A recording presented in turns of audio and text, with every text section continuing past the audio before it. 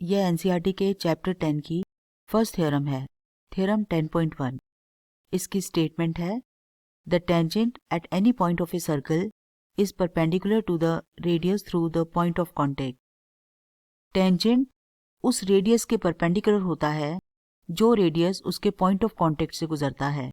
इसको ज्योमेट्री की रीजनिंग में बहुत ज़्यादा यूज़ किया जाता है और इसको इजी फॉर्म में लिखते हैं, tangent is perpendicular to the radius through point of contact.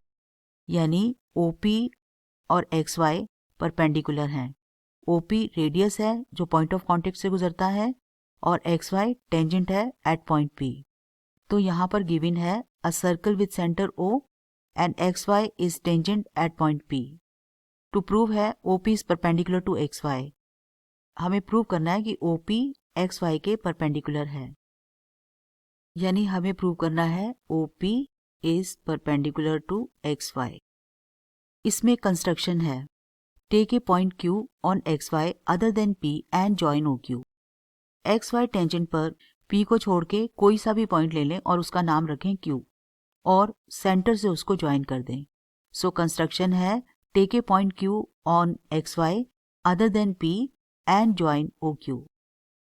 अब हमें बताना है कि OP is perpendicular to XY।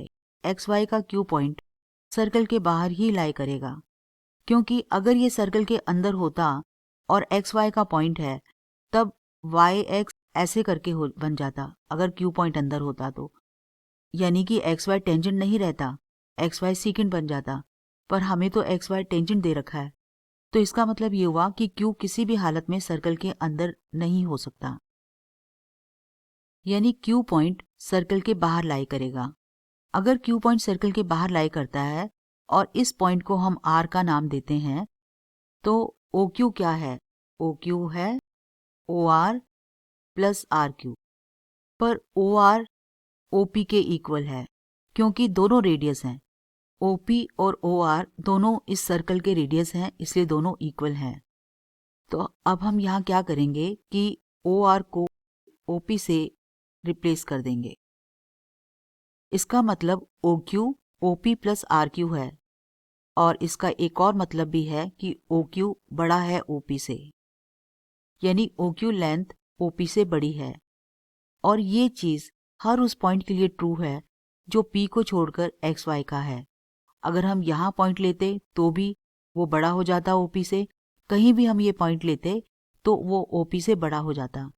यानी OP क्या है? OP शॉर्टेस्ट डिस्टेंस है O का XY से, और हम जानते हैं शॉर्टेस्ट डिस्टेंस हमेशा परपेंडिकुलर डिस्टेंस को कहते हैं।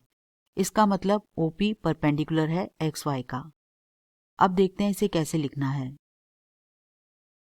सो प्रूफ है, the point Q must lie outside the circle. ये पॉइंट Q सर्कल के बाहर ही लाई करेगा। If Q lies inside the circle, XY will become a secant and not a tangent to the circle.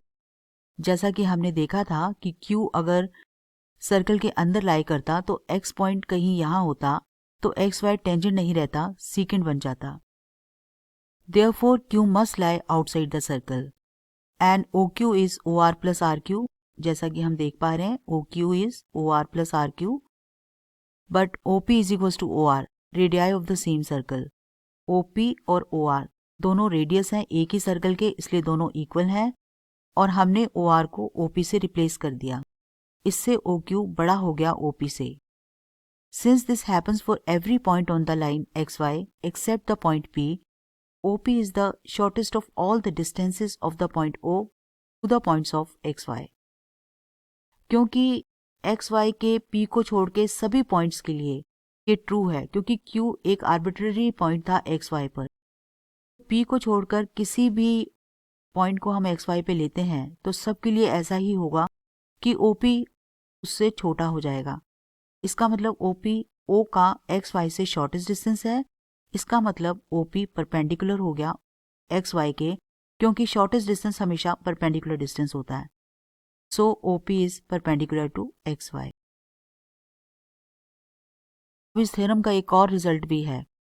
P circle का कोई point है और ऐसी एक ही लाइन होगी P से जो गुजर के जाती है और OP के परपेंडिकुलर होती है, क्योंकि हम जितनी भी लाइंस खींचेंगे वो सब OP के परपेंडिकुलर नहीं होंगी।